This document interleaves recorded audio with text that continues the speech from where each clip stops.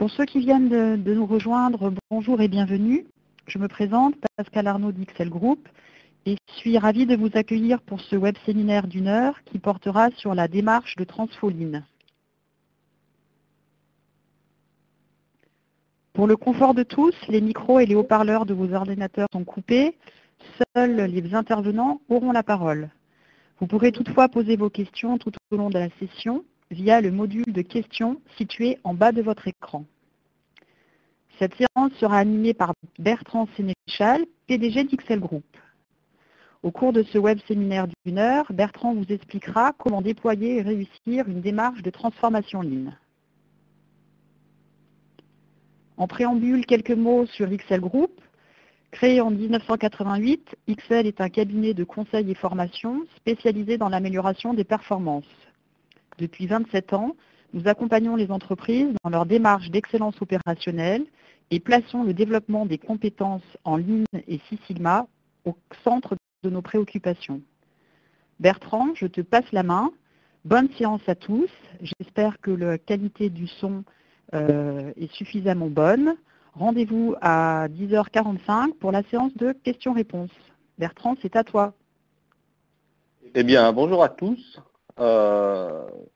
Donc aujourd'hui, j'ai le plaisir de vous parler de la démarche de transformation. Donc je vais vous parler d'une démarche qui est au cœur de la stratégie d'Ixel, qui est essentiellement tournée vers une démarche projet, sachant que le Lean peut, et ça va être l'objet de la présentation, et c'est là où il aura les plus grands avantages et où on aura les plus grands gains, c'est-à-dire de l'aborder comme un projet stratégique, sachant que le Lean peut aussi être abordé comme une démarche par chantier, par outil, ce qui n'est pas l'objet de la présentation. Hein. On a des clients qui nous demandent d'intervenir pour faire un 5S, pour faire un SMED, pour faire différents chantiers, différents outils, mais aujourd'hui l'objet de la présentation, c'est vraiment parler d'une démarche de transformation, d'une démarche projet. Donc, comme toujours, c'est ce qu'on rencontre, hein, ça fait quand même plus de 15 ans qu'on mène des projets Lean, qu'on mène des projets Six Sigma. On part toujours de ces constats qu'on retrouve chez tous nos clients et vous allez retrouver dans les points qui sont là des points que vous devez connaître. Hein. Le premier est souvent le cas, difficulté à servir mes clients. Je y arrive, mais au prix d'une gymnastique, d'un effort et d'une intense activité.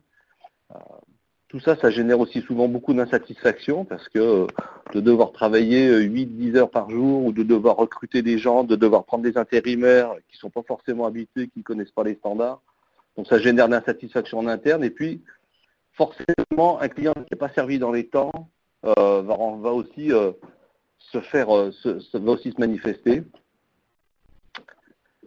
Ce qu'on voit souvent, c'est que le Lean trouve tout son sens dans des entreprises qui ont connu tout un ensemble de phases, que ce soit de la croissance, parfois de la décroissance. Tout le monde a connu de la décroissance dans les années 2008-2009, surtout dans le monde industriel.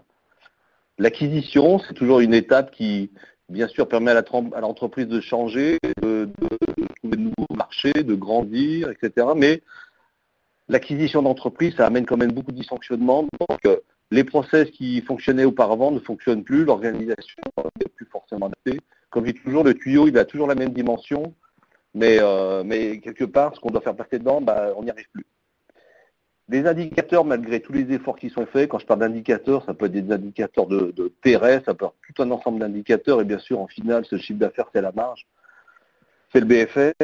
Voilà, ces indicateurs, il y a un moment, on ne comprend pas, mais on n'arrive plus à les faire évoluer, et en tout cas, de toute manière, il y a une vraie stagnation.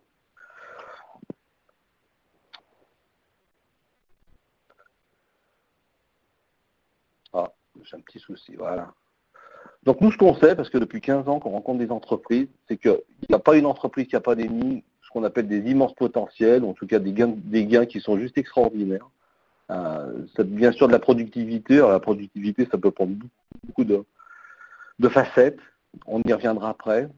C'est forcément des économies. Alors les économies, ça va se trouver aussi bien sur la partie industrielle, mais on parlera bien sûr, le Lean, ça n'est pas limité à la partie industrielle, à la partie atelier. Le Lean, on va retrouver aux achats, on va retrouver à la finance, on va retrouver à l'administration des ventes, on va retrouver à l'informatique.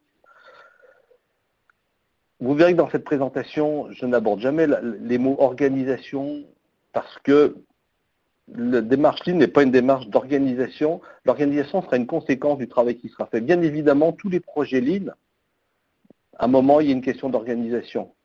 Mais on parle d'organisation une fois que nos process ils sont stables, une fois qu'ils sont optimisés, une fois qu'ils sont compactés. Là, on peut commencer à parler d'organisation. On ne prend pas le problème à l'envers. On n'est pas une société d'organisation qui va vous proposer une merveilleuse organisation, laquelle ne sera absolument pas adaptée à ce que seront les futurs process. Et bien sûr, vous ne nous avez pas attendu pour faire des progrès, des améliorations. Votre entreprise, elle existe, votre entreprise, elle sort du chiffre d'affaires, votre entreprise, elle sort du résultat, votre entreprise, elle sert des clients, votre entreprise, elle sort ses produits, elle propose des services. Voilà. Maintenant, aujourd'hui, vous constatez que les gars, vous n'arrivez pas à les trouver. Donc, vos équipes, elles sont peu, pas appliquées, ne suivent pas. Pourquoi est-ce que les gens je ne comprends pas, je leur pose des choses, je leur demande de faire des choses, ils ne suivent pas, ils n'y croient pas. Voilà. Parfois, il y a des démarches Lean, nous on rencontre souvent, des clients qui nous disent, écoutez, M. Sénéchal, j'ai fait du Lean, mais je ne comprends pas, ça ne marche pas. Voilà. Et donc, quelque part, ça a pu installer une certaine méfiance parce que c'est malheureusement ce que je rencontre. Il y a parfois des entreprises qui disent faire du Lean, ils ne font pas du Lean, ils font quelque chose qui est de l'optimisation, qui est de l'amélioration, mais ça n'est en rien du Lean. Je vais revenir après sur ce qu'est, en tout cas dans notre vision, le Lean. Parce que comme toujours, il y a autant de consultants que de démarches, que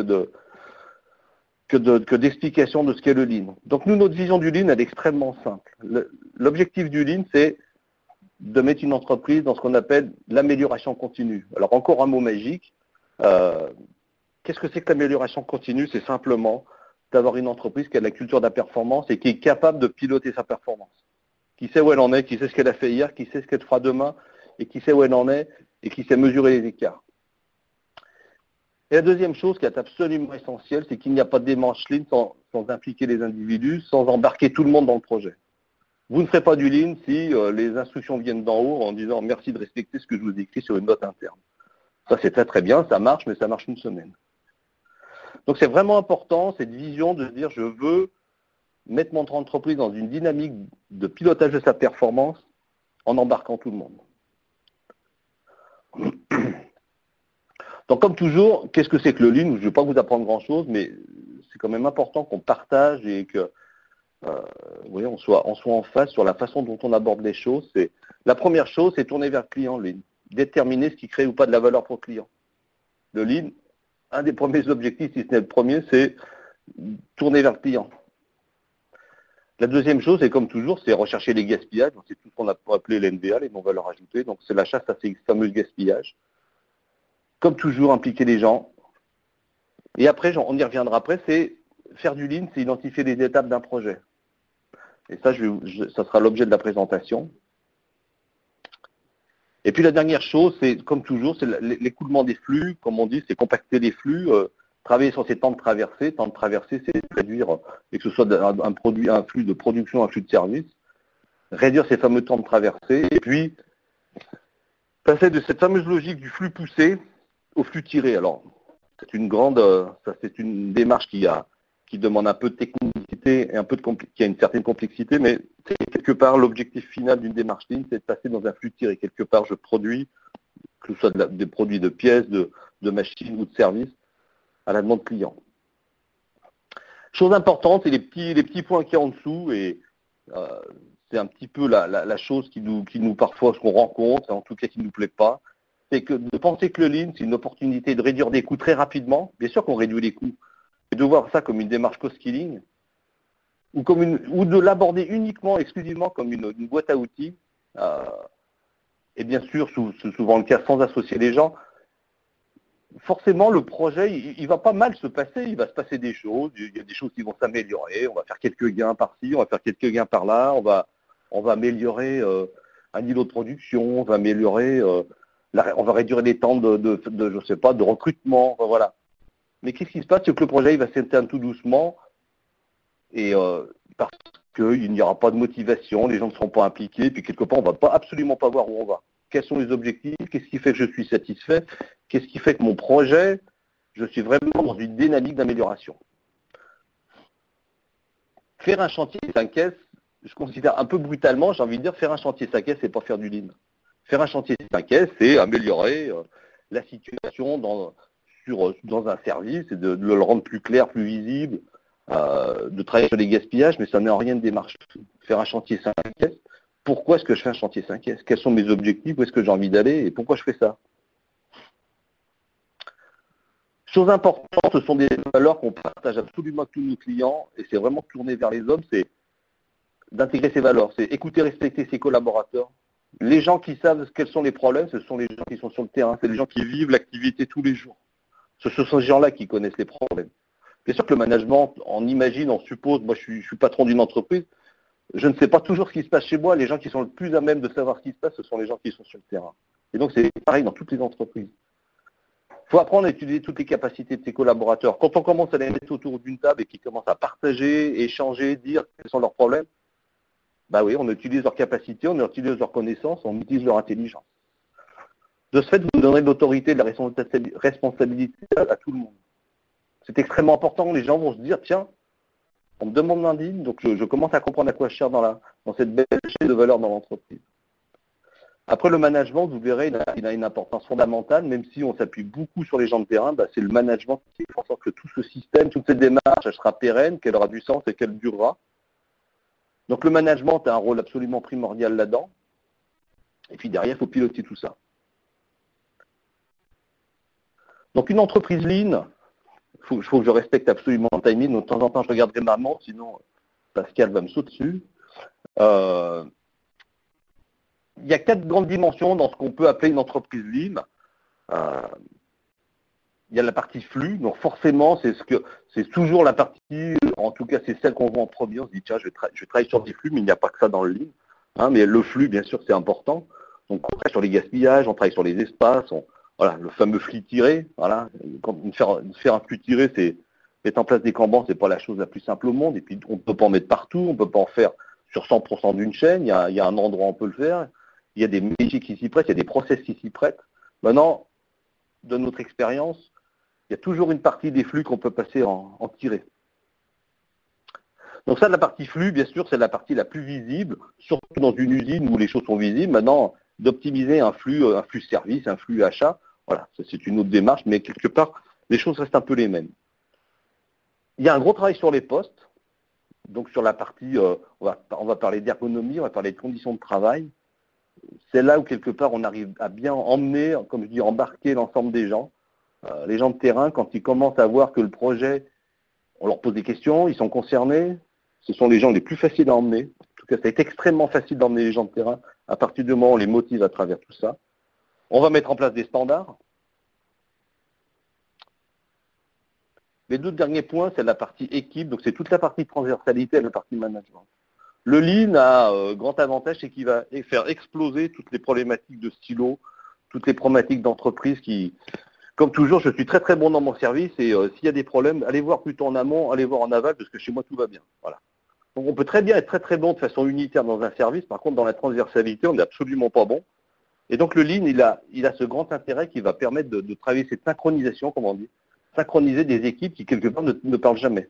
Voilà, ils sont merveilleusement très très bons, tout le monde est très bon, tout le monde a des très très bons indicateurs, parce que bien sûr on a ses propres indicateurs, donc ils sont bons, donc on ne peut pas comprendre pourquoi on peut s'améliorer. Donc dans le Lean, cette notion d'équipe, c'est extrêmement important. Et puis le dernier point, et c'est là-dessus que reposera le système, c'est là-dessus que vous pourrez vraiment faire des gains, c'est que le management, bien sûr qu'on va lui demander d'intervenir, s'il n'y a pas de sponsor, vous le verrez après, il ne se passera pas grand-chose. Mais quelque part, les gens qui vont porter la démarche, qui vont faire en sorte que cette belle mécanique, elle tourne, ce sera le management. Donc bien sûr, qu'est-ce que ça veut dire? Il va falloir travailler parfois, on le fait très très souvent, on travaille sur les rôles et responsabilités. Quel est mon rôle et quelles sont mes responsabilités? Le nombre d'entreprises qui sont pas capables de dire quels sont les rôles et les responsabilités des gens, c'est assez impressionnant. J'insisterai beaucoup tout à l'heure sur la notion de pilotage. Il ne peut pas y avoir une démarche qui soit pérenne s'il n'y a pas un pilotage quotidien de la performance. Alors, je reviendrai sur ce qu'est le pilotage de la performance, mais c'est la partie la plus importante dans une démarche Lean. Si je ne pilote pas, si je ne sais pas où j'en suis, je ne vois pas comment je peux m'améliorer. Si je n'ai pas de standard, comment est-ce que je peux mesurer les écarts? Comment est-ce que je peux savoir que je suis bon ou je ne suis pas bon? Sans standard, on ne peut pas s'améliorer. Et donc, bien sûr, qu'est-ce qu'on va retrouver dans les gains attendus d'une démarche Lean? Souvent, en premier, nous, la culture de l'entreprise, transformer cette fameuse culture. Alors, on va pas prendre des gens pour les transformer, leur faire des belles formations, pour leur dire ce que c'est que le changement, non. C'est à travers tous les chantiers on va apprendre à l'ensemble des gens à travailler différemment, à piloter différemment, à se comporter différemment, à faire part des problèmes, à partager un certain nombre de choses, voilà. Donc ça, ce sont des choses extrêmement... on le retrouve tout le temps, la transformation au niveau de la culture, parce que j'ai une ancienne culture, je ne suis pas habitué à parler de mes problèmes, je ne suis pas habitué à parler de ma performance, je ne suis pas habitué à ceci, je ne suis pas habitué à cela. Le Lean a ça de bon, c'est qu'il va y avoir véritablement un partage de l'information et quelque chose de totalement différent. Bien sûr, vous allez gagner en efficacité et diminuer des coûts, mais j'y reviendrai et j'insiste beaucoup là-dessus, ça doit être le 5e point, c'est ce qu'on appelle le pilotage SQDC, hein, sécurité, qualité, délai et coût. Les coûts ne sont qu'une conséquence des 3 premiers points. Vous pouvez, si vous ne travaillez pas en sécurité, si vous ne travaillez pas votre qualité, si vous ne travaillez pas vos délais, je ne vois pas comment ça pourra se passer pour les coûts. Et jamais une démarche Lean commence par les coûts. Les coûts ne sont vraiment qu'une conséquence du travail qui est fait en amont. Travailler sur les coûts, c'est plutôt d'une démarche cost-killing. Donc bien sûr, vous allez travailler à servir et satisfaire vos clients. Hein. Un client qui est servi dans les temps a un autre comportement. Ce qui est vraiment extraordinaire dans le Lean, c'est que vous serez beaucoup plus prédictif de dire, monsieur le client, je vous servirai dans 5 jours, je vous servirai dans 6 jours, je vous servirai dans 7 jours. Et ça sera vraiment le temps que aura demandé votre client. Ce ne sera pas celui que vous lui donnerez vous. Réduire les problèmes de non-qualité, c'est un des grands sujets du Lean. On fait de très très belles choses à travers le Lean. J'en parlerai pas aujourd'hui, mais on associe parfois, en fonction des problématiques clients, de leur process, de ce qu'ils fabriquent, du Six Sigma, parce qu'on retrouvera de merveilleux moyens, de merveilleux outils dans le Six Sigma pour travailler sur la non-qualité. Maintenant, le Six Sigma, je vous le dis tout le temps, ne construisons pas la maison à l'envers. Il faut d'abord avoir une bonne culture de l'amélioration, une bonne culture de la performance, travailler sa non-valeur ajoutée, travailler ses gaspillages avant d'attaquer le Six Sigma.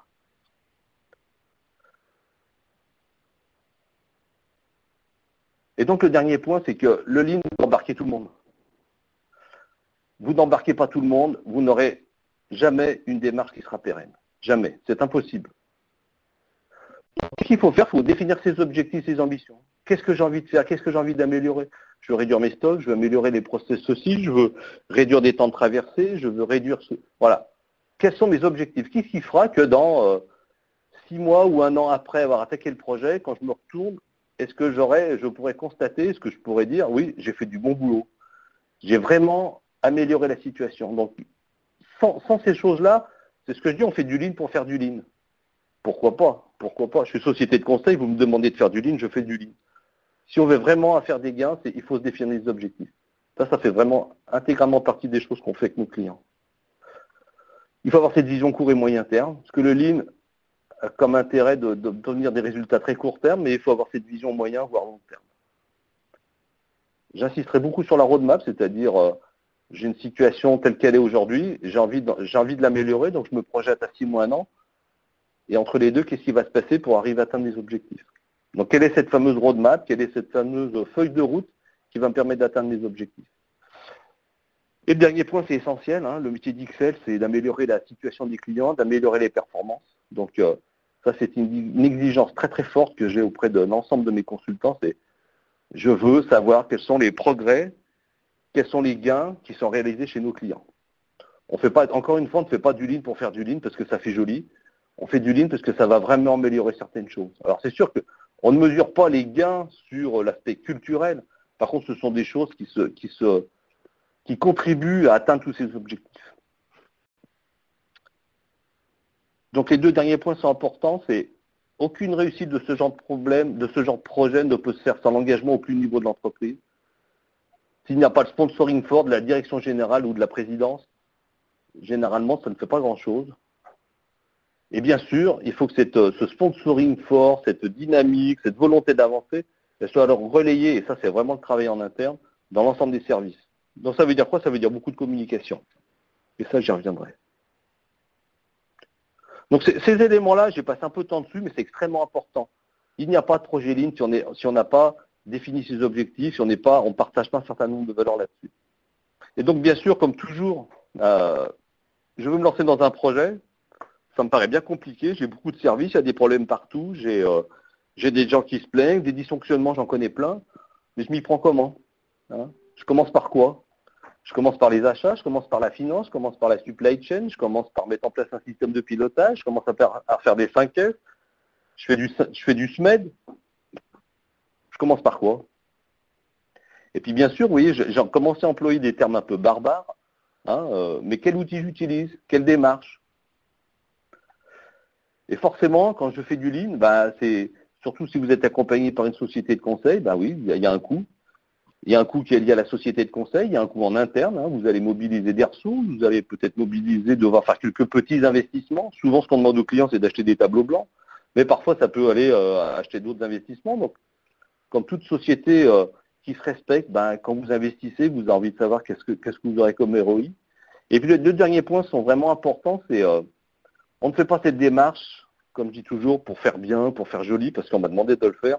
Non, qu'est-ce qui va faire que je vais rentrer dans cette mécanique d'amélioration continue, parce qu'il n'y a que ça qui fera que, moi d'abord je considérais qu'on a bien fait notre boulot, et puis quelque part qui fera que l'entreprise va rentrer dans cette culture de la performance.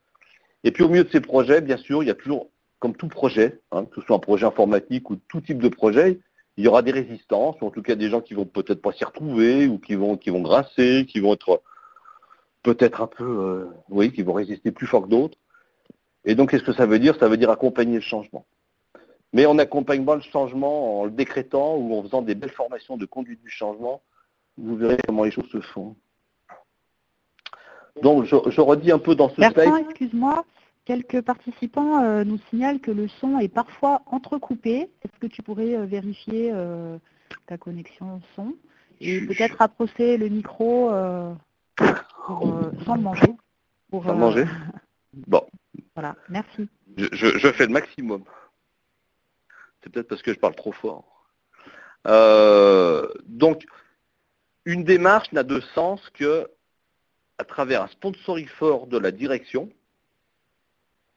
Il faut avoir une vision stratégique, c'est-à-dire que j'ai envie de transformer mon entreprise, mon service, mes usines, l'ensemble de mes sites. Voilà, j'ai envie de les transformer et mes objectifs sont ceux-là. Le projet doit être partagé, c'est-à-dire que on insiste souvent, nous, au départ de projet, sur l'alignement qu'on peut y avoir au niveau d'un comité de direction, que chacun n'ait pas l'impression ou ils imaginent que Lean, ça fait ci ou que ça fait ça. Voilà. Cette notion d'alignement, c'est extrêmement important. Ça ne dure pas des semaines, c'est souvent un séminaire d'une journée, mais cet alignement est extrêmement important. Je l'ai dit beaucoup, la communication, c'est un des points essentiels de ce genre de projet. C'est vraiment important. Il faut communiquer sur les succès, il faut les célébrer, il faut féliciter les gens, il faut les reconnaître. C'est comme ça qu'on met en place la mécanique et qu'on donne envie aux autres. Donc la com, ça fait vraiment partie des choses sur lesquelles on aide nos clients, parce que des projets, on en a mené de nombreux. Donc toutes ces mécaniques de communication, ça fait partie de ce qu'on apporte. Et puis bien sûr, comme tout projet, il faut le piloter. C'est un projet, donc il y a un certain nombre d'étapes, il y a un certain nombre de, comment on dit en anglais, de milestones. J'ai un début, j'ai une fin, et respectons un peu des délais et tenons-nous à ce qu'on s'est dit. Et ensuite, comme je dis tout le temps, le reste, ça se passe sur le terrain. Et sur le terrain, c'est pas du slideware, c'est pas du blabla, c'est pas j'enferme les gens dans une salle pendant 3 jours pour leur faire de beaux slides qui dans tous les sens. Non, ça se passe sur le terrain, c'est place à l'action. L'ensemble des consultants d'XL, tous, sans exception, ils viennent tous du terrain. Ce sont tous des gens qui sont passés par la prod, qui sont tous des gens qui ont entre au moins 10 à 15 ans d'expérience. Comme je dis, sur le terrain, c'est-à-dire qu'ils connaissent le métier que vous faites, ou ils savent ce que c'est qu'un patron de prod, ils savent ce que c'est qu'un directeur achat, ils savent ce que c'est qu'un directeur financier, ils savent ce que c'est comme je dis, un homme de terrain, c'est-à-dire quelqu'un qui tous les jours fait parfois des actions extrêmement répétitives, donc ils savent partager, ils savent discuter avec ces gens-là, comme ils savent aussi très très bien discuter avec la direction générale. Et donc c'est toujours pareil dans la démarche, il faut faire des choses simples, le Lean a horreur des choses compliquées. Vraiment, le Lean a horreur des choses complexes. Les choses complexes, ça ne peut pas être du Lean. C'est une usine à gaz. Donc on fait des choses simples, ça peut être très très court, on fait parfois quelques miracles en peu de temps. Et comme toujours, on va travailler sur des standards. On améliore les choses, on fait un standard. On ne progresse qu'à partir d'un standard. On ne progresse qu'à partir d'un standard. Le Lean va vous abreuver de standards. Et il n'y a rien de plus agréable que d'avoir des standards de ce qu'on fait. Et à partir de ces standards-là, on pourra commencer à piloter et à regarder les choses. Donc ça, je vais y revenir. Bon, le dernier point, c'est souvent important, très utile dans un projet Lean, c'est d'identifier un chef de projet ou en tout cas quelqu'un qui pourra porter la démarche et qui, une fois que nous, on doit être de moins en moins utile chez vous, on doit être de moins en moins présent, on doit être de moins en moins impliqué. Il faut que cette personne ou ces personnes, parce qu'il n'y a pas de modèle unique là-dessus, puissent prendre le relais et puissent mener d'autres chantiers et mettre en place cette fameuse amélioration continue.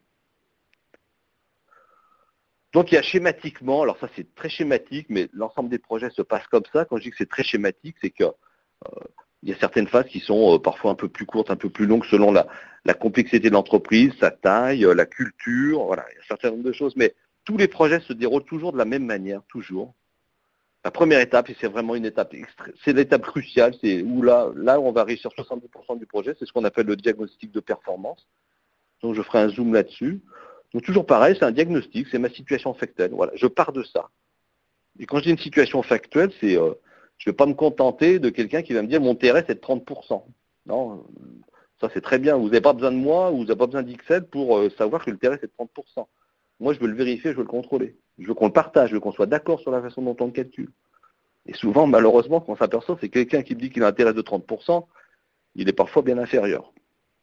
Ça, c'est juste pour le fun. Et après, les deux phases sont toujours les mêmes, c'est-à-dire qu'il y a toujours une phase, il faut qu'à l'issue de ce diagnostic, on soit capable de sortir un chantier prioritaire, c'est nous ce qu'on appelle un pilote. Je fais un pilote de la démarche. Je prends un service, une entité, une UAP, une partie de l'usine, je ne sais quoi, où on va mener l'intégralité d'une démarche. De A jusqu'à Z. Quand je dis de A jusqu'à Z, c'est depuis le moment où j'ai terminé le diagnostic jusqu'au moment où j'ai mis en place toute la mécanique d'amélioration, c'est-à-dire tout ce pilotage, l'animation intervalle court, tout ce qui permet de savoir où j'en suis. Et ça peut durer une semaine, un mois, 2 mois, 3 mois, 6 mois. Mais cette partie pilote est extrêmement importante parce que c'est à la fois là qu'on va donner envie, et puis surtout là, on va commencer à former les gens, on va montrer aux gens quels sont les intérêts de la démarche. Donc on est très présent sur les phases 1 et 2. Et la phase 3, c'est un déploiement, mais j'y reviendrai. Donc c'est vraiment important de se dire, quelle est ma situation, je veux aller où, je fais un pilote. C'est vraiment important le pilote, je déploie. Ça paraît schématique et simple, mais c'est souvent comme ça. Alors j'ai un souci. Voilà. Donc la phase 1, c'est le diagnostic. On ne démarre pas un projet Lean, un projet de transformation, sans faire un diagnostic. Alors un diagnostic, c'est quelque chose qui se fait sur un temps très très court. Et j'insiste beaucoup sur le mot diagnostic, c'est pas un audit. Parce qu'un audit, vous faites tous des audits chez vous.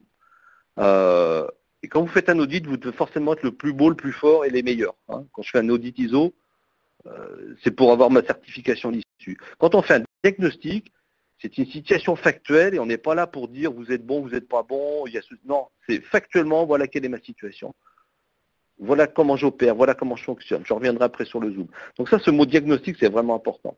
Et quand je dis qu'on le fait sur un temps très court, les diagnostics chez XL, c'est toujours une semaine. Toujours une semaine. Ça ne sert à rien de passer 2 semaines, ça ne sert à rien de passer 3 semaines. Faire 2 jours, on ne fait rien en 2 jours. Voilà. En 5 jours, alors, selon la taille, ça peut être un consultant, 2 consultants, 3 consultants, mais voilà, on vit l'entreprise pendant une semaine. On la vit intégralement. On fait partie des équipes et vous verrez ce qu'on regarde. Hein.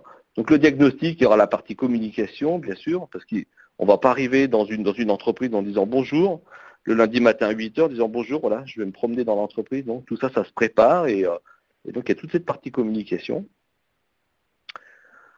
Bon, je ne reviendrai pas sur toutes les étapes. Donc, quand je vous disais, le diagnostic, c'est vraiment quelque chose, c'est en aucun cas un jugement. Hein. Parce qu'encore une fois, bien sûr qu'il y a des dysfonctionnements dans vos entreprises maintenant. Vous ne nous avez pas attendu pour servir vos clients, vivre, exister, parfois depuis plus de 100 ans. Voilà. Maintenant, il y a, il y a un moment où vous dites, mais j'y arrive plus, ça va être la panique. En plus, j'ai pris de grosses commandes et je me demande comment je vais servir mes clients. Voilà. Donc, ce n'est pas un jugement, mais c'est purement objectif. Et c'est vraiment factuel. C'est factuel dans le sens où ce qu'on va mesurer, constater, analyser, calculer, ça sera intégralement partagé avec l'ensemble des gens de terrain comme avec l'ensemble de la direction. Donc ça ne sera pas le jugement ou l'impression ou je ne sais quoi d'Ixelles. Non, ce sont des éléments factuels qu'on aura partagés. Et donc, rapidement, parce que je l'ai résumé sur 2 points, on regarde essentiellement 2 choses. C'est toute la partie activité, donc c'est essentiellement la partie flux. Hein. Et la deuxième chose, sur laquelle on passe aussi un temps important, c'est d'une manière générale, comment vous pilotez l'activité et comment fonctionne le management. Donc, je vais revenir un tout petit peu dans le détail sur ces 2 sujets. J'accélère un peu. Donc sur la partie flux, forcément, on va faire le tour de l'ensemble des services, que ce soit un atelier, que ce soit un service, ou dans le monde du tertiaire. Donc on va regarder, oui, alors c'est pas très très gros, mais on fera beaucoup de photos, on fera des films, on fera une petite VSM sur un certain nombre de choses, pour regarder un petit peu comment les choses se déroulent, on fera des études de poste, on fera quelque chose qui est très connu, c'est un diagramme spaghetti, c'est-à-dire qu'on va suivre soit une pièce, soit des dossiers, soit des personnes dans une usine, parce que quand on rentre dans une usine, qu'on voit des gens qui courent dans tous les sens, on se dit qu'il y a un petit problème de flux. On va faire des analyses de stock, voilà. On va vraiment regarder beaucoup de choses. En 5 jours, on a quand même le temps de voir des choses. Donc on va vraiment très très loin. Comme je dis toujours, on soulève les tapis. On commence à apprendre aux gens on ne progresse de toute façon qu'à partir de ces dysfonctionnements. Donc on commence à vraiment à partager des choses. Et généralement, dans les entretiens qu'on a, les gens commencent tout doucement à se lâcher, à dire, bah oui, j'ai ce problème-là, j'ai ceci, j'ai cela. Et la deuxième chose, c'est la partie pilotage, donc management. Donc là, on va regarder la façon dont est pilotée l'activité, on va regarder un petit peu comment se comportent des managers de proximité. Est-ce qu'ils sont des vrais managers ou est-ce qu'ils sont des super opérateurs qui passent leur temps à quelque part à faire le travail de leur équipe parce qu'ils vont considérer que s'ils le font eux-mêmes, ça ira plus vite ou ça sera différent. On va regarder comment vous gérez les problèmes, donc toute cette partie de résolution de problèmes. On va regarder comment vous suivez les actions, les problèmes et quels sont les plans d'action qui sont derrière, comment vous communiquez. On va regarder les polyvalences des équipes. On va regarder un certain nombre de choses qui vont nous permettre, ça va nous donner une bonne vision de la manière dont opère, la façon dont l'entreprise se communique et gère sa performance. Et donc ça, on fait ça sur 4 jours. Et on fait toujours une restitution à chaud le vendredi et quelque part où on commence à travailler sur notre roadmap. C'est-à-dire que les consultants, dans les 4 jours, ils ont dans la journée, comme je dis toujours, dans la journée, ils font toutes les analyses, tous les calculs et tous les soirs, ils commencent à travailler sur leur rapport. Et ce rapport, on le termine le vendredi matin pour le restituer devant l'ensemble des participants le vendredi après-midi, mais à chaud. Voilà, on est dans l'action, on est dedans. On a passé 4 jours, c'est le 5e jour, les gens commencent à nous connaître, ils savent on commence à faire partie de la maison. Donc on fait cette restitution à chaud, où bien sûr on présente ce qu'on a vu, donc sur tous les angles. C'est un document qui fait une 30aine de pages, où il y a tous ces éléments-là. Bien sûr, ce document, il aura été auparavant travaillé avec la direction, il aura été présenté en préalable, parce que il y a peut-être parfois certaines choses qu'il faut dire différemment ou des messages à passer. Je sais que généralement, les patrons sont toujours un peu anxieux quand on fait cette restitution parce que, on met un peu l'entreprise, on expose devant tout le monde quels sont vraiment les problèmes. Et les problèmes managériaux ne sont pas les plus simples à exposer. Voilà. Et on commence à donner une vision, nous commençons à donner une vision sur quelles pourraient être les priorités, quelle pourrait être la façon d'aborder le projet.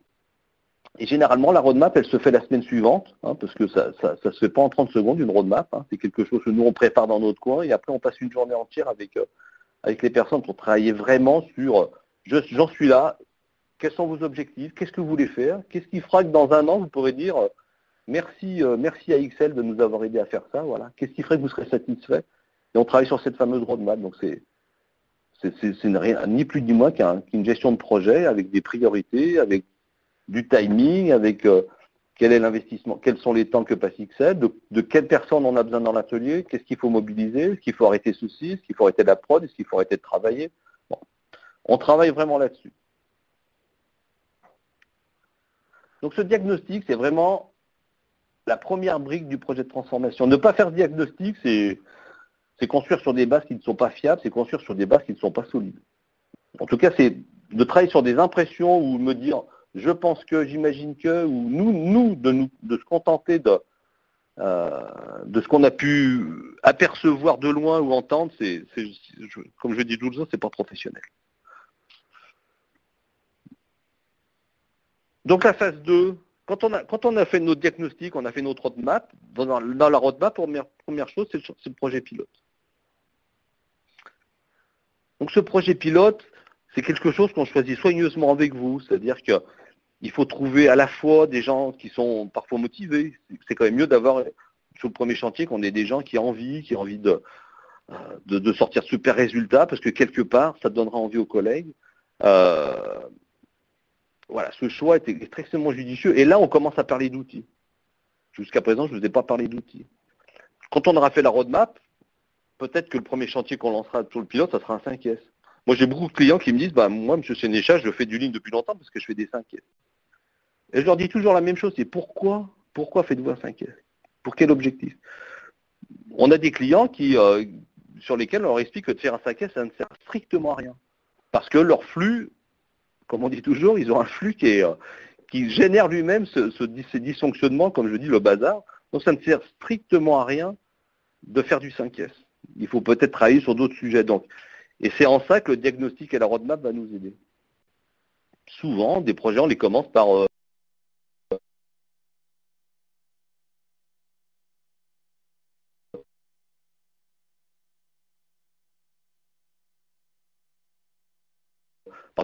du pilotage.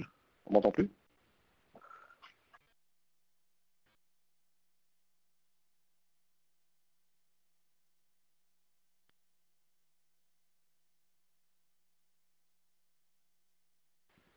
Je repars sur la phase 2.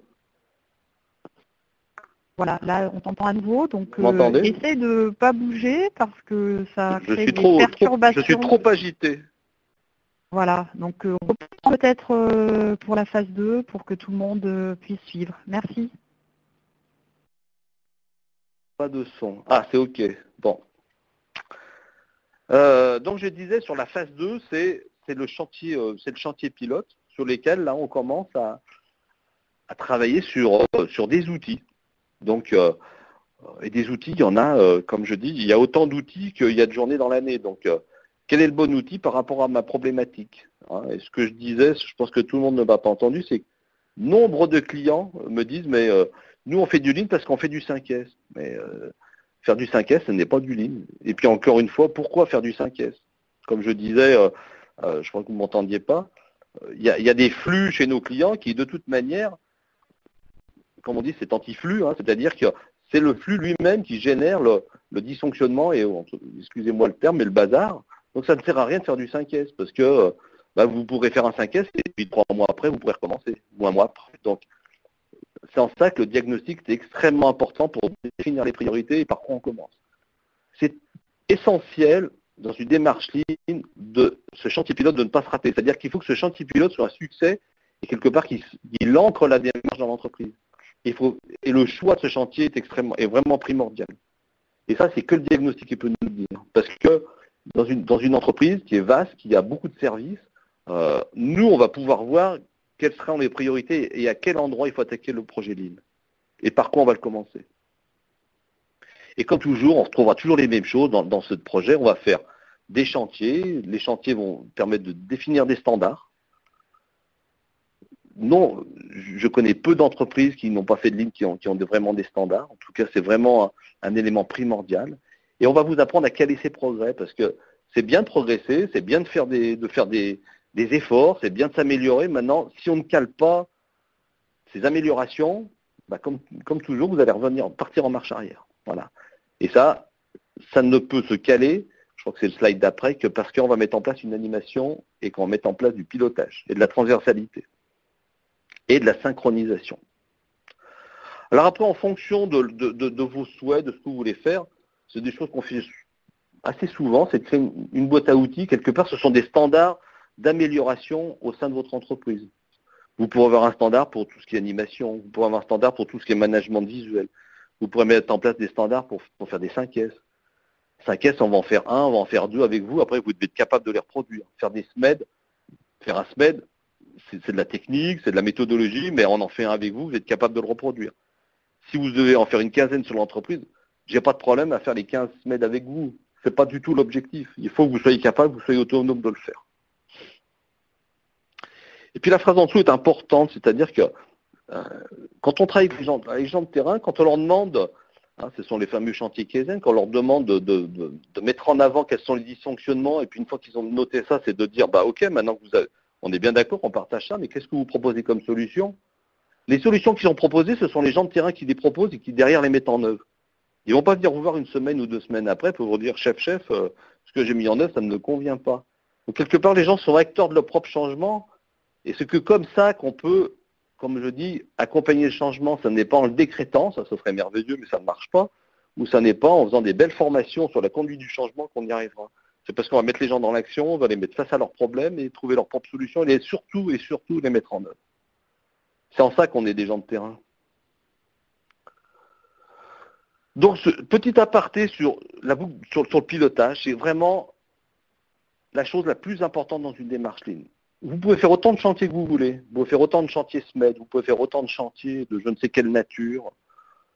Si vous n'avez pas un pilotage quotidien, après il y a différents niveaux, mais pilotage quotidien, vous ne saurez pas où vous en êtes, vous ne améliorez pas. Si vous regardez le dessin qui est à droite, on part toujours de standards. Vous êtes amélioré, vous avez fait un chantier, vous avez défini vos standards. Donc, et quelque part derrière, qu'est-ce que vous faites? Tous les jours, vous allez piloter cette activité. Donc vous allez faire des relevés, vous allez avoir un beau tableau blanc sur lesquels vous allez avoir des smileys, vous allez avoir un certain nombre de choses. Il n'y a pas un seul tableau qui se ressemble chez nos clients. Chacun a ses propres indicateurs, chacun a sa façon de voir.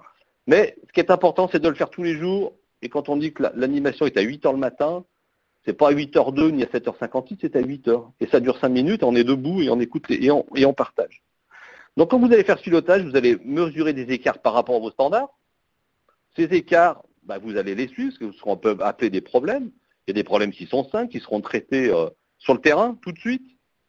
Ce qu'on dit souvent, c'est que 50% des problèmes doivent être traités au niveau du terrain. Et après, il y a un système de cascading, mais ce n'est pas l'objet de la présentation là. Mais voilà, généralement, il y a 3-4 niveaux hiérarchiques dans une entreprise. Et donc, il y a 3-4 niveaux de je monte, ça monte et ça redescend. Donc, je reviens, donc j'ai des écarts. Donc, je vais identifier des écarts par rapport à ces standards. Je vais rentrer dans la résolution de problèmes. Parfois, ces problèmes-là, ils vont nécessiter, parce qu'ils sont un peu plus complexes, parce que quelque part, ça demande un peu plus de réflexion, on va décider, tiens, dans 1 mois ou dans 2 mois, je prévois de mener un chantier, je ne sais pas, sur mon flux, sur un lissage de ceci, mais faire un SMED, je ne sais quel outil, voilà, parce que le problème est récurrent, il revient. Donc, je vais aller chercher la cause racine et je vais faire un chantier. Je ferai un chantier Kaizen, ça peut durer 1 jour, ça peut durer 5 jours, ça peut durer un peu plus, voilà. Et vous avez là cette fameuse boucle magique qui s'appelle rien d'autre que de l'amélioration continue. J'ai des standards, je pilote, j'ai des écarts par rapport à mon standard, je note mes problèmes, je résous mes problèmes, et j'aurais peut-être besoin de faire des chantiers un peu plus complexes, donc voilà, je le décide. C'est rien d'autre que ça, l'amélioration continue. Mais ça, si vous ne le faites pas, votre mécanique, tous les progrès que vous aurez faits partiront en marche arrière. Et donc, bien sûr, ce système de pilotage s'appuie sur du management visuel, et c'est ce que je vous disais, c'est les grands investissements qu'on demande à nos clients, c'est d'acheter des tableaux blancs. Il faut faire les choses les plus simples possibles. Moi, j'ai des clients qui m'ont fait, une fois, j'ai rencontré un client qui m'a dit, regardez, monsieur Sénéchal, c'est ce que j'ai fait comme c'est beau, et j'ai vu 30 mètres, je vous assure que c'est 30 mètres de tableaux de feuilles Excel collées les unes sur les autres. Et je lui disais, mais qu'est-ce que vous faites avec ça? Vous arrivez à piloter? Elle me dit, oui, au début, les gens venaient, mais maintenant, ils ne viennent plus. Ça ne m'étonne pas. Il n'y a que les choses simples qui marchent. Et encore une fois, quand on est sur le terrain, les indicateurs, on va parler aux gens de terrain. Quand on est au niveau management, les indicateurs, ce sont ceux du management. Quand on est au niveau de la direction, ce sont ceux de la direction. Et tout ça, ça marche dans le sens ascendant, le sens descendant. Donc on suit ces choses-là. Et les meilleurs tableaux, c'est les tableaux blancs où les gens se déplacent eux-mêmes pour mettre à jour un certain nombre de choses. Du rouge, du vert, des smileys, parfois quelques petits fichiers Excel, mais moins vous avez de fichiers que vous devez aller chercher dans votre informatique pour l'imprimer en couleur, le sortir, et mieux vous vous porterez. c'est pas très compliqué de mettre en place du management visuel. Le plus complexe là-dedans, c'est toute cette partie coaching sur le management. Parce que quelque part, on est complètement dans l'humain. Il y a des gens qui adhèrent facilement à ça. Il y a des gens pour qui c'est un peu plus difficile parce que c'est nouveau. Jusqu'à présent, ils n'avaient jamais fait ça. Voilà. Donc ça, j'ai envie de dire que la partie mécanique de l'animation intervalle court, c'est qu'un petit peu de temps. Il faut passer un jour ou deux là-dessus. Mais toute la partie coaching est un peu plus complexe. Et là, je vais accélérer. La phase 3, c'est juste... comme j'ai envie de dire, c'est le déploiement. Hein. Donc, comme je vous disais, phase 1, phase 2, on est très, très présent. On le sait très bien. Si on n'est pas à vos côtés, si on n'est pas derrière vous, si on ne vous seconde pas, si on ne vous coache pas, si quelque part on ne donne pas le rythme, les choses n'avanceront pas. Parce que vous avez tous les jours, vous avez des clients à servir, vous avez des choses à fabriquer, vous avez des choses à produire, vous avez des services à faire, vous avez des gens à recruter. Voilà. Donc, il faut qu'on soit à vos côtés. Par contre, la phase 3, en tout cas, c'est comme ça que nous, on souhaite voir les choses. Vous devez avoir acquis une autonomie assez forte. Et c'est quand même le sens même de ce genre de démarche, vous devez acquérir votre autonomie. Donc toute cette partie formation, capitalisation est essentielle. Voilà, donc je passe vite parce que voilà, on déploie les choses. Bon, déployer, c'est pas forcément la chose la plus complexe qui soit. Hein.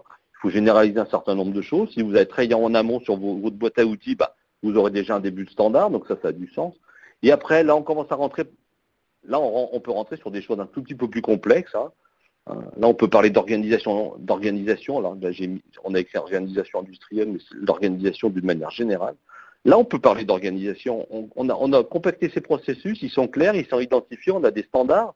Là, on peut commencer à se poser des questions sur l'organisation. On ne s'est pas posé des questions au départ. Quand on fait, en ce moment, on a pas mal de projets de réorganisation. Là, c'est vraiment dans le monde industriel où des clients soit construisent des usines, soit il faut complètement revoir l'intégralité des flux et les déplacer. Oui, là, on se pose des vraies questions d'organisation, mais on se pose des questions d'organisation parce qu'on connaît la cible, on connaît les rôles, les responsabilités, on sait ce que font chacune des personnes et surtout, on a tout le système de pilotage. Bon, et dernier point, et là, c'est un peu mon métier, donc vous ne m'en voulez pas, mais c'est important de former des gens. Donc, on va parler de nos fameux Green Belt, Black Belt. Je pense que ça a beaucoup de sens d'avoir des gens qui vont pouvoir acquérir ces savoir-faire. Dans tous les projets de transformation, on demande toujours qu'il y ait une ou plusieurs personnes qui, peu de temps après le diagnostic, donc ça on le cale ensemble, rentrent dans un cursus Green ou Black Belt en ligne. Donc quelque part, ça a beaucoup de sens parce que ce soit les cursus Green ou Black, je crois que c'est le slide d'après, ouais. Vous le voyez, sur le Black, c'est 4 modules, sur le Green, c'est 2 modules. Et ce qu'on fait toujours, c'est de caler le rythme des chantiers avec la formation. C'est-à-dire que les gens vont en formation dans nos salles de formation.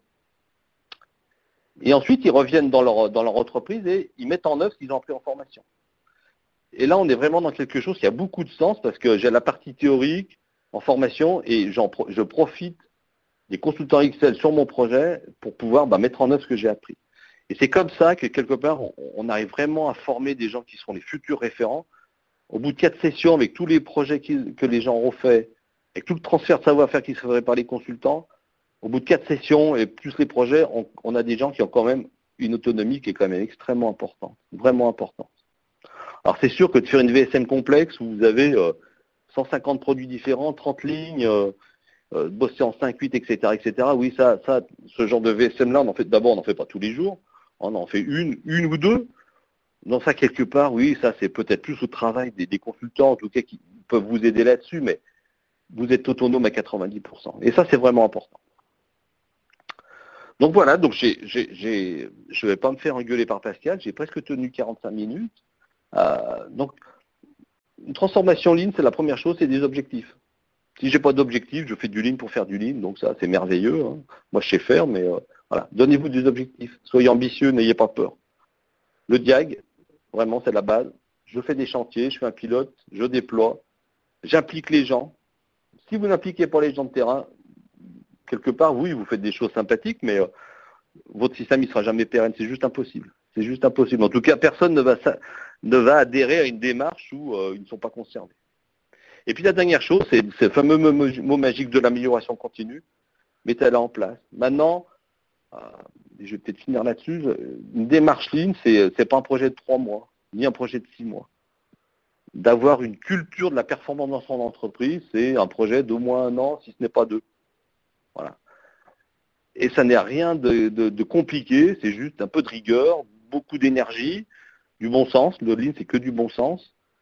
Un peu de technique, voilà. Après, on pourra passer, vous verrez que en fonction des sujets, on pourra faire des choses un peu complexes. Hein. Quand on fait des projets de niveau Black Belt en Six Sigma, oui, ça demande d'avoir un peu voilà, faut pas être mal à l'aise si on n'aime pas faire des moyennes ou si on ne sait pas faire un écart type, ça va être un peu difficile, mais le Six Sigma a beaucoup de sens et c'est ce qu'on appelle des améliorations par percée.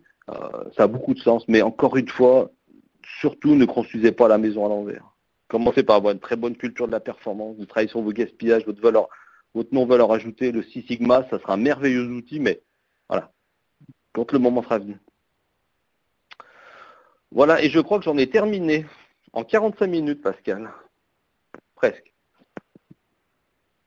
J'espère que tout le monde a pu m'entendre. Très bien, Bertrand, merci. Donc, je te propose quelques questions. Donc, certaines ont été posées en début en début de session. Début de 13, ouais. Une personne demandait, bon, je te lis la question, on parle souvent du besoin d'engagement fort, du leadership pour pérenniser une démarche Lean Six Sigma. Pour une entreprise de milliers de salariés, comment peut se matérialiser concrètement cet engagement en dehors des communications classiques? C'est combien de personnes? Non, je pense que la question, c'est sur des grandes entreprises, de milliers de personnes. Comment matérialiser l'engagement autour d'une démarche Lean, mais là, la question portait sur une démarche Lean Six Sigma. Comment communiquer en dehors des réseaux classiques de communication? Comment obtenir... On parle d'une grande entreprise. Oui. Alors c'est sûr que dans une grande entreprise, enfin, je sais pas si je vais prendre une entreprise au hasard. Si demain matin on fait un projet à la Société Générale, je ne pense pas que le président de la Société Générale va participer à l'ensemble des chantiers. Donc là, dans ce genre d'entreprise, on est plutôt dans des divisions ou des services ou des usines ou des voilà.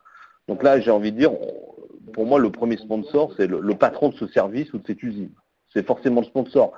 Et charge à ce directeur d'avoir l'accord, en tout cas, le sponsoring fort de sa direction générale. J'étais hier dans une usine d'un grand groupe. Le directeur de l'usine en question a l'accord plein et entier de sa direction générale Europe pour mener ce genre de chantier. Donc ça, c'est la brique de base. Voilà.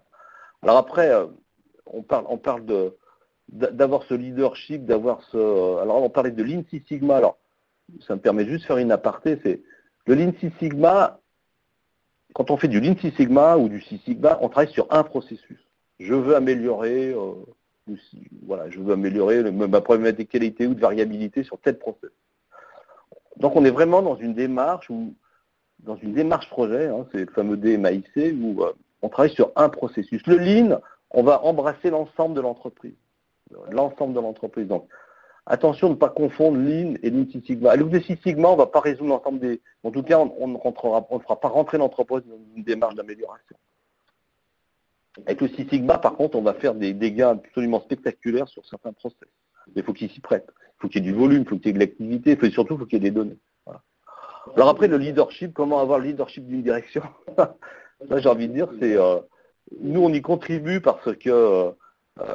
on va motiver ces gens-là, on va les aligner, on a des séminaires spécifiques pour les directions. On va pas mettre la direction pendant 5 jours dans une salle pour leur faire tout un tas de belles choses. Vous voyez, aujourd'hui même, on a, dans une grande entreprise, on a un séminaire réservé à la direction, ça dure une seule journée, mais c'est long, c'est bien préparé. On passe du temps, on interviewe les gens, on veut savoir un peu quelles sont leurs attentes, quelles sont leurs compréhensions, quels sont leurs besoins, qu'est-ce qu'ils attendent d'une telle démarche. Et après, ça dure une seule et unique journée. Et quelque part, l'idée, c'est vraiment qu'ils aient une bonne perception de ce que c'est que le Lean, qu'est-ce que c'est que ce fameux mot, parce que, encore une fois, je pense que tous ces gens-là, ils tapent Lean sur Internet, ils auront autant de définitions qu'il y aura de personnes ou de consultants. Voilà, donc qu'est-ce que je veux faire, qu'est-ce que je veux, où est-ce que j'ai envie d'aller, qu'est-ce que c'est que des goulots, qu'est-ce que c'est que des temps d'attente, qu'est-ce que c'est que voilà, on démystifie un peu tous ces mots un peu barbares. Et à la sortie de ces séminaires, croyez-moi, les gens se disent mais c'est super simple le lean, pourquoi je me faisais des nœuds au cerveau avant, en tout cas j'avais l'impression que c'était bien compliqué. Donc quelque part on les met dans une dynamique extrêmement positive par rapport à la démarche. Mais c'est sûr que si au préalable il n'y a pas, sans parler de lean, une volonté de l'entreprise de s'améliorer, on est peut-être très très bon, mais on n'est pas non plus des magiciens. Voilà, il faut quand même qu'il y ait une volonté à minima de s'améliorer, en tout cas avoir conscience que je peux mieux faire. Donc une autre remarque, aujourd'hui dans le secteur bancaire, Oui. la plupart des entreprises rentrent par le cost-killing et le digital. Comment faire comprendre aux directions qu'il faut dans un premier temps travailler sur les standards et les processus? C'est un peu ce que j'expliquais tout à l'heure. C'est un peu, je pense que la question vient d'une personne qui est dans une grande entreprise. C'est-à-dire que dans une grande entreprise, je rencontre peu ça dans, ce que je veux dire, je rencontre peu ça dans une PME, dans une ETI. Dans un grand groupe, pour les directions générales, ou en tout cas les directions, le top management, le lean, c'est forcément, ils n'y verront un intérêt que parce qu'ils vont gagner quelque chose. Et quand je dis quelque chose, c'est de l'argent. C'est des coûts, c'est-à-dire que ça va se voir dans le PNL ou ça va se voir dans mon BFR. Voilà. Parce que quelque part, la traduction de lean, ça a forcément une réduction du coût. C'est toute la difficulté dans ces grandes entreprises d'arriver à convaincre et travailler avec ces personnes-là pour leur dire que les coûts ne sont qu'une conséquence. Encore une fois, et ça, alors c'est sûr d'aborder le lean comme du cost-killing, c'est ce que j'ai dit, c'est vous à l'échec. C'est vous à l'échec. Alors bien sûr, vous pouvez faire croire que vous faites du cost-killing. C'est très facile de dire j'enchaîne des chantiers, je fais des chantiers Six Sigma par exemple. Voilà, vous allez faire des gains, vous allez améliorer des situations, mais quelque part, vous n'aurez pas une dynamique qui sera pérenne et quelque part, vous ne piloterez pas votre performance. Quelque part, vous aurez inévitablement des retours en arrière. Voilà. Alors, je sais que dans les grands comptes, c'est assez complexe. La présentation que je vous ai faite là, elle a beaucoup de sens chez des clients qui ont un site ou 2 ou 3 services. Quand on met en œuvre du lean sur des plus grosses structures, alors ça a dû être, ça sera peut-être, je crois, l'objet de la prochaine webconférence, ou en tout cas, ou alors elle a déjà eu lieu. On a, nous, une démarche spécifique pour des entreprises de plus grande taille, où il y a plusieurs services, où il faut aborder le sujet différemment. Ce que je vous ai présenté là, ça a vraiment du sens dans une entreprise qui est, on va dire, à taille humaine. Dans une entreprise de beaucoup plus grande, plus structurée, avec plus de monde, il faut aborder le sujet un tout petit peu différent, un petit peu de façon un peu différente. Même si au fond, on fera les mêmes choses. Donc c'est pour ça que je pense que les gens qui sont parmi nous, qui sont dans des grandes structures, je reconnais que ce qui est expliqué là, c'est pas forcément simple à mettre en œuvre. Voilà. Alors j'ai peut-être pas répondu complètement à la question, mais c'est complexe. Donc il y a sur notre site internet www.xl-groupe.com, vous pourrez retrouver en replay la webconf animée par Jean-Christophe Brouet sur la démarche d'excellence opérationnelle multisite qui s'adresse, qui est notre vision en fait pour du lean pour les grandes entreprises. Donc elle est en ligne, vous pourrez la retrouver. Une question très peut-être opérationnelle. Est-ce que tu pourrais repréciser la notion de standard et donner quelques exemples de chantiers prioritaires? Alors, je vais déjà répondre à la deuxième. Le chantier prioritaire, c'est celui qui va ressortir du diagnostic. C'est-à-dire que, je prends l'exemple, parce qu'il est tout frais, j'étais hier dans une entreprise qui, comme toutes les entreprises, comme tous les gens qu'on voit, elle existe, elle vit, elle sort du chiffre d'affaires, sauf qu'elle est en phase de croissance très très forte et le directeur, il a beaucoup de soucis, il a beaucoup de problèmes. Mais voilà, l'entreprise, elle vit, j'ai envie de dire, même si on ne venait pas, il pourrait continuer à vivre, mais c'est vraiment sportif. Et lui, aujourd'hui, il a une vision de ce qu'il voudrait faire. Ce qu'il dit, moi, mon plus gros problème, c'est celui-là. Et nous, on a toujours la même réponse, c'est de dire, tant qu'on n'a pas fait le diagnostic, on ne connaît pas factuellement, globalement la situation. Et quand je dis globalement, ça n'est pas que de s'attacher à un service. Non, il faut regarder les choses dans leur globalité. Tant qu'on n'a pas fait ce diagnostic-là, peut-être que la priorité du directeur sera totalement différente à l'issue du diagnostic. Parce qu'encore une fois, il ne suffit pas de... Mon problème, il paraît le plus criant, mais est-ce que c'est le meilleur endroit pour attaquer une démarche d'amélioration? Est-ce que c'est le meilleur moment pour le faire? Est-ce que les gens sont prêts à le faire? Voilà. Est-ce que si je vais traiter ce problème-là, je vais peut-être oublier ce qui se passe en amont, en aval. Donc, tant qu'on n'a pas fait le diagnostic, ça tient, comme je dis toujours, on n'a pas de boule de cristal. Moi, je suis juste incapable de dire quels seront les chantiers prioritaires qui seront à faire derrière. Donc ça, et encore une fois, ce chantier ou ces chantiers, on ne saura les imaginer, les identifier, les chiffrer qu'à l'issue du diagnostic. Encore une fois, parce que ce diagnostic, c'est pas XL qui va décider, non, c'est quelque chose qu'on partage. Donc, et ça se fait très très vite. Un diagnostic, c'est une semaine, donc j'ai envie de dire, au bout de 2 ou 3 semaines, on est capable de définir quel sera le chantier pilote. Et encore une fois, c'est pas nécessairement, et c'est souvent le cas, ça n'est pas nécessairement celui auquel on pensait au départ. Les standards, ça n'est rien d'autre que de définir quels sont, quelque part, ce sont des modes opératoires sur la façon dont on travaille. Si je fais un standard sur, vous pouvez avoir des standards sur des postes, vous pouvez avoir des standards d'utilisation d'outils, voilà. Mais c'est la manière dont l'entreprise utilise ou fonctionne ou opère. Mais c'est écrit, c'est décrit, c'est affiché, c'est dans des documents, ça peut être dans des bases, ça peut être, voilà. Mais je décris de manière très rigoureuse, très précise la façon dont j'opère. Typiquement, je peux prendre un exemple, beaucoup d'entreprises ont des intérimaires. Si vous n'avez pas de standard, les gens, ils sont formés ou on leur apprend la façon dont ils doivent opérer, soit par la personne qui est sur le poste. Alors bien sûr, ça va varier d'une personne à une autre parce que chacun a sa vision de la chose. Et donc forcément, vous avez, face à ça, vous avez des problèmes de non-qualité, vous avez des problèmes de retard, vous avez des problèmes de rebut, vous avez des problèmes de toutes ces choses-là. La notion de standard, c'est la façon la plus évidente, j'ai envie de dire, de travailler et d'opérer. On opère bien parce qu'on a un standard. Quand on règle une machine, on règle une machine à partir d'un standard. Moi, j'ai connu des clients chaque opérateur, quand il y avait un changement de poste, réglait la machine comme il avait envie de le faire en fonction de, je vais être un peu brutal, en fonction de l'air du temps. Et comme par hasard, ce client-là me disait, mais j'ai quand même un énorme problème de non-qualité où j'ai énormément de rebuts.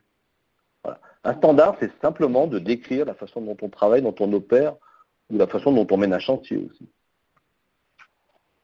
Bertrand, une entreprise qui aurait déjà déployé un peu du Lean, donc quelques outils ou les prémices d'une démarche, mais qui ne serait pas satisfaite des résultats, doit-elle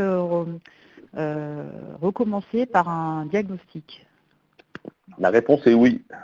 La réponse est oui parce que c'est un cas qu'on rencontre fréquemment. Là, je ne connais pas le cas, mais ce qu'on constate souvent, c'est des chantiers qui ont été menés, donc qui ont donné des résultats. Hein. Mais quelque part, il n'y a pas de pérennité. Quelque part, vous n'avez pas mis en place de standard. Typiquement, beaucoup de gens font des 5S. Et j'ai envie de dire, souvent, ils font des 3S parce qu'ils oublient la partie audit et la partie standard. C'est rien d'autre que le pilotage, ça. Hein. Je fais un 5S. Quelque part, je mets en place une mécanique d'audit qui va me permettre de s'assurer que, de manière régulière, il y a des gens extérieurs au service, à l'équipe, à l'usine, à l'atelier, j'en sais rien, va venir faire un audit, là on parle bien d'audit, de ce qui avait été défini. Et ce qui a été défini, c'est forcément un standard. Et une entreprise qui dit, voilà, j'ai mené un certain nombre de choses, mais voilà, ça ne marche pas, ça n'est pas ancré, souvent c'est parce que vous n'avez pas mis en place le système de pilotage. Et encore une fois, j'insisterai tout le temps là-dessus. C'est la chose la plus importante, en gras souligné, c'est tout ce système de pilotage d'animation intervalle court. Beaucoup de projets Lean commencent par tout le système de pilotage. Et forcément, nous, comme je dis toujours, on n'est pas des magiciens, on n'a pas de boule de cristal, et ça serait extrêmement arrogant et quelque part se passer pour ce que je n'ai absolument pas envie qu'on soit. Voilà, moi je ne peux pas, juste par un simple coup d'œil, vous dire il faut faire comme ci, il faut faire comme ça. La partie diagnostic, c'est celle qui va permettre de mesurer, de voir où vous en êtes. Et même si vous avez déjà, ça fait 5 ans que vous faites du Lean, même si ça fait 5 ans que vous faites du Lean, voilà, il va falloir savoir de quoi on parle, et puis encore une fois, mais toujours la même question, que voulez-vous faire? Qu'est-ce que vous voulez faire? Qu'est-ce que vous voulez améliorer? Est-ce que vous voulez passer en futuré? Vous voulez réduire vos stocks? Vous voulez améliorer, réduire les temps de traversée de je ne sais quoi? Qu'est-ce que vous voulez faire? Qu'est-ce qui fera que vous considérez que votre entreprise, comme je dis toujours, elle commence à tendre vers de l'excellence opérationnelle? J'opère de façon Lean. Voilà, donc oui, la réponse est oui, il faut toujours partir par un diagnostic. Une peut-être dernière question. On constate parfois des résistances au changement dans le cadre de démarches Lean. Comment motiver les opérateurs? Est-ce que le système de primes permet de motiver les gens? Voilà, une excellente question. Vous ne motiverez, vous n'entraînerez les gens que parce qu'ils vont participer au projet. Ça, c'est la première chose. La première chose. De vouloir motiver ou entraîner les équipes terrain en leur disant on a décidé que, ou on pense que, ou on imagine que, et maintenant vous faites comme ça, tout le monde va dire oui chef, bien chef, mais dès que vous aurez le dos tourné, les gens, ils retournent dans leur zone de confort, ils retournent dans leurs habitudes, et donc il ne se passera pas grand-chose. Vous pourrez toujours vous plaindre, vous pourrez toujours dire c'est quand même, je comprends pas, je vous ai donné des instructions qui ne sont pas suivies. Ça, on va dire, ça c'est dans les rêves, et je peux constater que ça ne marche pas, ou ça marche mal, ou en tout cas, ça ne donne absolument, ça donne peu de résultats. Donc, la première chose, c'est d'impliquer les gens. C'est ce que je vous disais tout à l'heure sur qui connaît mieux ces problèmes que les gens qui sont sur le terrain. Les gens qui font des achats tous les jours, c'est ceux qui connaissent le mieux leurs problèmes, les problèmes qu'ils rencontrent. Les gens qui sont sur des machines, c'est eux qui connaissent mieux leurs machines, qui savent quels sont les problèmes, qui savent quels sont... voilà, ce sont les gens-là qui connaissent vraiment leurs problèmes. Et puis, puis les problèmes, ils traitent sur le terrain. Donc la première chose, c'est de les impliquer. Donc c'est ces fameux chantiers Kaizen, c'est de les faire participer à un certain nombre de choses, c'est de leur faire comprendre, démystifier le Lean. Donc nous, souvent, les chantiers, ça commence par 1 heure ou 2 de formation, et la plupart du temps, c'est dans 95% des cas, on fait un jeu, ce qu'on appelle un jeu pédagogique, un jeu révélateur. Voilà. On fait construire des robots, enfin voilà, il y a des dizaines de jeux chez XL. On fait des jeux pour que les gens comprennent et qu'on démystifie ce que c'est que le Lean et qu'est-ce qu'ils vont faire derrière, qu'est-ce qu'on va attendre d'eux. Et comme je le disais tout à l'heure, si vous impliquez les gens et quelque part ils sont eux-mêmes promoteurs des solutions, je peux vous assurer une chose, c'est qu'ils ne vont pas venir vous voir 1 semaine ou 2 semaines après pour vous dire que ce qu'ils ont imaginé, ça ne marche pas. En tout cas, ça ne leur convient pas. Donc c'est vraiment important qu'il y ait ce côté participatif, ce côté Kaizen des choses, c'est-à-dire que les gens sont partie prenante, ils amènent les solutions. Alors maintenant, c'est sûr que s'ils vous demandent de faire tourner la Terre à l'envers, on n'y arrivera pas. Donc ça, c'est notre rôle de savoir aussi les conseiller, les orienter. C'est aussi le rôle du management de savoir éviter que les gens partent dans des solutions complètement délirantes. Mais s'il y a une chose de sûre, c'est que jamais, jamais, jamais, nous n'arrivons chez un client avec la solution. Jamais. Même si on la connaît, même si on la suppose, même si on la devine, la solution de l'avenir des gens de terrain.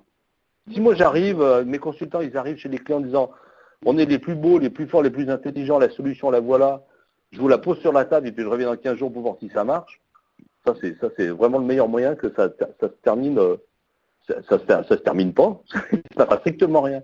Donc la solution de l'avenir des gens de terrain. Et bien sûr de la résistance, on ne va pas vaincre toutes les résistances comme ça, on va en vaincre quand même beaucoup. Il y aura toujours de la résistance, mais croyez-moi, parce que des projets, je le sais, parce qu'on en a plus de 30 actuellement, des projets de transformation. C'est pas les gens de terrain qui posent le plus de problèmes. C'est même rarement là où on a des problèmes, très rarement là. Parce que les gens, ils s'y retrouvent tout le temps. Ils se disent, oh, c'est un projet, ça va être super demain. Ça va être le premier niveau de management. Parce que souvent, ces gens-là, c'est des gens qui ont connu une promotion, ils étaient sur le terrain, ils ont été promus parce qu'ils étaient les meilleurs opérateurs, et ce ne sont pas forcément les meilleurs managers. Et aujourd'hui, ils sont plutôt de super opérateurs, ils aiment bien remplacer leurs gars, ils aiment bien pousser les chariots à leur place, ils aiment bien courir dans les couloirs à leur place, ils aiment bien aller chez le chef tamponner quelque chose ou obtenir la signature. Par contre, ils sont juste pas dans leur job. Mais c'est leur zone de confort, parce qu'ils s'y retrouvent.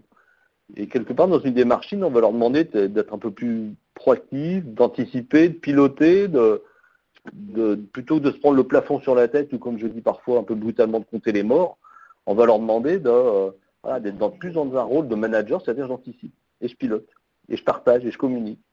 C'est là où on rencontre parfois quelques soucis, mais ça, on va dire que ça fait partie du métier. Nous, ça, ce sont des choses qu'on traite tous les jours.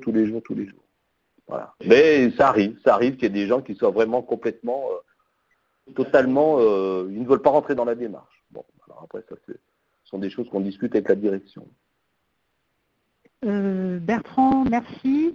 Nous avons largement dépassé le temps imparti à la réunion, puisqu'il est 12h10.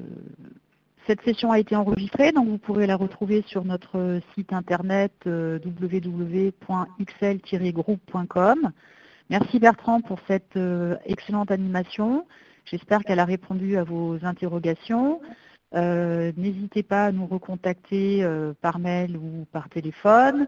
Nous vous donnons rendez-vous pour de prochains événements. Donc mercredi 2 décembre, Bertrand et Eric Huguer seront au Salon Production Temps Réel à Paris. Le 2 décembre, c'est la dernière formation de l'année en Lean Management qui commence à Paris. Le 8 décembre, c'est celle en Lean Six Sigma. Et le vendredi 11 décembre, ça sera la dernière webconférence de l'année sur la conduite du changement, animée par Jean-Christophe Brouette. Pour toute question, n'hésitez pas à nous contacter. Merci encore pour votre participation. Bertrand, je te laisse le mot de la fin. C'est à moi le mot de la fin. Écoutez, Pascal me surprend là. Déjà, un grand merci à tous. Vous étiez très nombreux. Je pense qu'on a battu le record de l'année. Donc c'est une très belle chose. Écoutez, moi je suis à votre disposition. Mon email, il est très facile à trouver, ou Pascal vous l'aura peut-être donné. Donc ça sera avec plaisir, je répondrai à des questions. N'hésitez surtout pas à me faire un petit mail à bertrand.sénéchal@xl-groupe.com. Comme je dis souvent, je me lève le matin pour des projets de transformation. Donc c'est ce qui nous motive le plus, c'est ce qui nous passionne. C'est là-dessus où on fait le plus de gains. Donc ce sera avec grand plaisir que soit je répondrai à vos questions, soit même le mieux, c'est que je puisse vous rencontrer. Voilà, écoutez, je souhaite à tout le monde un excellent week-end. Et puis j'espère à très bientôt sur les lignes XL.